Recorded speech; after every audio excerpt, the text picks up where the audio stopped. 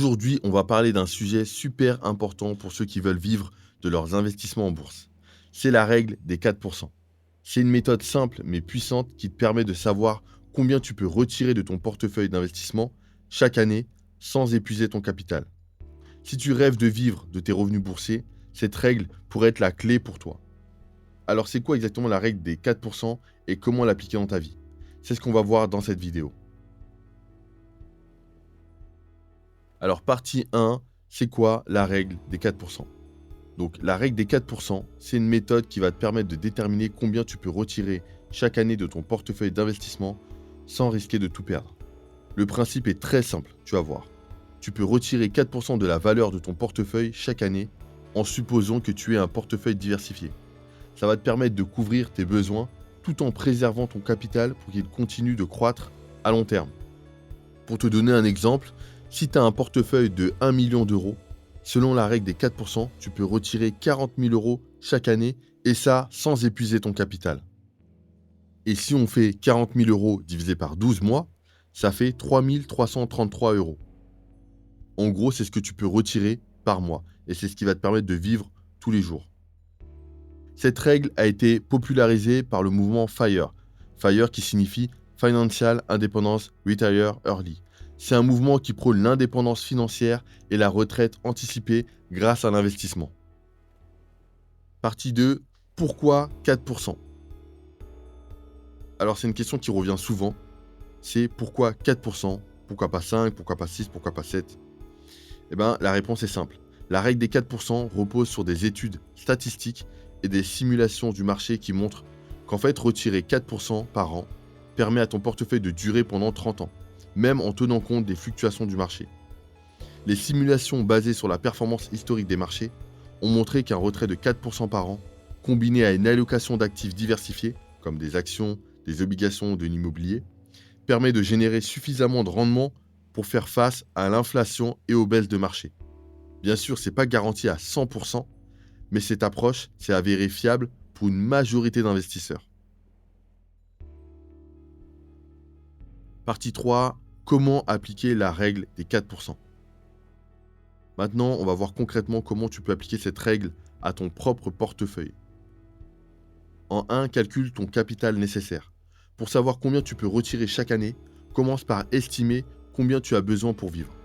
Par exemple, si tu veux un revenu annuel de 30 000 euros, tu peux utiliser la règle des 4% pour calculer ton capital nécessaire. Tu fais 30 000 divisé par 0,04, ce qui va te donner 750 000 euros. Autrement dit, pour retirer 30 000 euros chaque année sans épuiser ton capital, il te faut un portefeuille en bourse de 750 000 euros. En 2, crée un portefeuille diversifié. La règle des 4% fonctionne mieux si ton portefeuille est bien diversifié.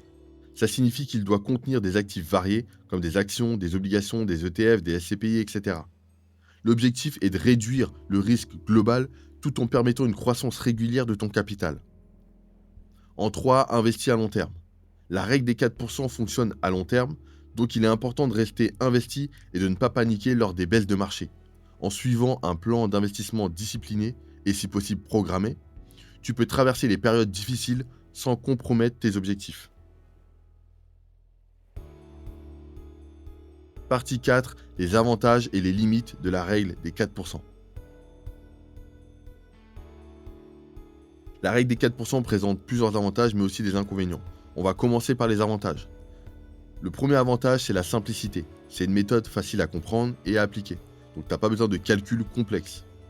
Le deuxième avantage, c'est la sécurité relative.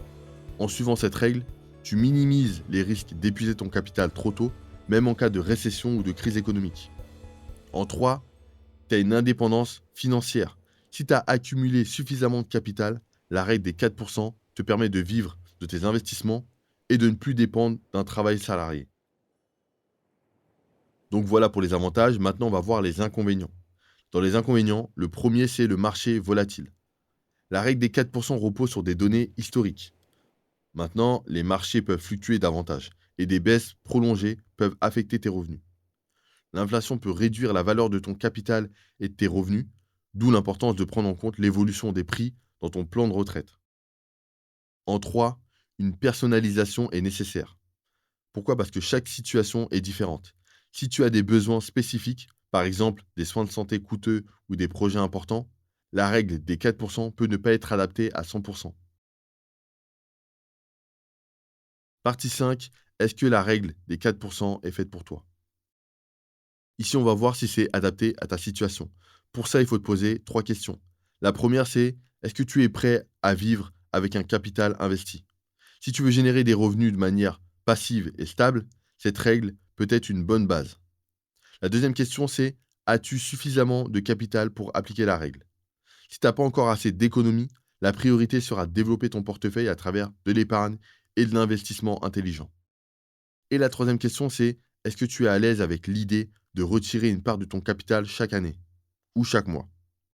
La règle des 4% fonctionne si tu acceptes l'idée de ne pas toucher à ton capital principal tout en vivant des revenus générés. Donc pour conclure, la règle des 4% est un excellent moyen de planifier tes retraits boursiers de manière durable et sécurisée. Si tu appliques cette méthode, tu peux t'assurer un revenu stable tout en préservant ton capital à long terme. Alors n'oublie pas que c'est important de diversifier tes investissements et d'adopter une approche disciplinée.